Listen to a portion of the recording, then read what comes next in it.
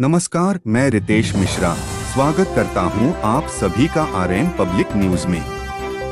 आज बात उस रिश्ते की जो कभी जंग का मैदान था और आज दोस्ती का नया अध्याय बन चुका है। भारत और अफगानिस्तान के रिश्ते की कहानी। इतिहास और तनाव। एक समय था जब अफगानिस्तान की राजनीति में पाकिस्तान का गहरा असर था। तालिबान की सत्ता आने के बाद भारत और अफगानिस्तान के रिश्तों में ठंडापन आ गया।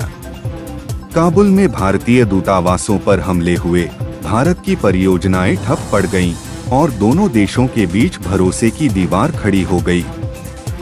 भारत हमेशा लोकतांत्रिक अफगान सरकार का समर्थन करता रहा, जबकि पाकिस्तान ने तालिबान के साथ अपने रिश्ते मजबूत किए। यही कारण था कि कई सालों तक भारत और अफगानिस्तान एक दूसरे से दूरी बनाए रहे। लेकिन अब तस्वीर बदल रही है। अफगानिस्तान के विदेश मंत्री का भारत दौरा सिर्फ एक औपचारिक यात्रा नहीं बल्कि एक नए रिश्ते की शुरुआत है। भारत ने मानवीय मदद, दवाइयाँ, गेहूं और शिक्षा के क्षेत्र में अफगान जनता का साथ दिया। ये दिखाया कि भारत दोस्ती निभाना जानता है, भले सियासत बदल जाए।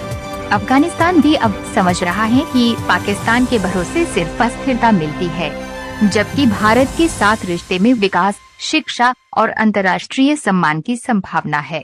और यहीं से पाकिस्तान की बेचैनी बढ़ रही है, क्योंकि अफगानिस्तान, जो पहले पाकिस्तान की बात मानता था, अब भारत के साथ नई दोस्ती की ओर बढ़ रहा है। इससे पाकिस्तान की स्ट्रेटेजिक डेप्थ की नीति को बड़ा झटका लगा है। पाकिस्तान चाहता था कि अफगानिस्तान उसके इशारे पर चले, लेकिन अब अफगान सरकार और जनता दोनों ये समझने लगी हैं कि भारत के साथ जुड़ना भविष्य की ओर बढ़ने जैसा है, जबकि पाकिस्तान के साथ रहना अतीत में फंसे रहना है।